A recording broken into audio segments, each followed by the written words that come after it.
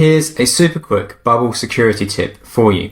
Imagine I've got an app, many no-code SaaS apps built with Bubble are going to have an area like this, which is part of my app that I don't want to show to users who aren't logged in. I only want to show this to users who are logged in, but there'll be parts of my app that I want to show to users who aren't logged in, such as a registration or login form. So my app is split between a logged in area and a logged out area. Now, what and how is the right way to go about this? Well, there are two options, and one is the one to go for.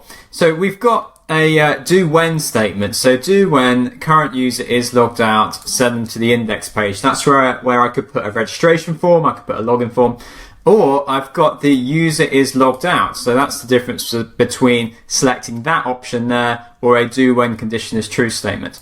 Now there is a huge difference between these two, which is what sort of redirect happens. When you use a user is logged out statement, that occurs before Bubble loads in the page content. It's known as a 302 redirect. It happens server side. But when you run a statement such as this, you may experience that Bubble loads in some of the page content before this statement is true, or Bubble detects that this statement is true, and then you run this workflow here. Now, to underline all this, the only way to properly protect data in your Bubble database is to set up the appropriate privacy rules.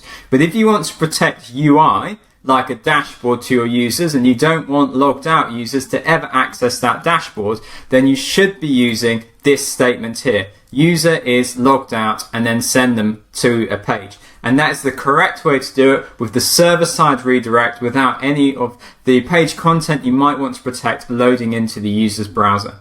If you've liked this video, we'd appreciate it if you could subscribe and give it a like on YouTube. And we've got over 160 Bubble tutorial videos now. We're basically churning out one video a day, and you can find all of them, some which you cannot find on YouTube. You can find all of them at planetnocode.com.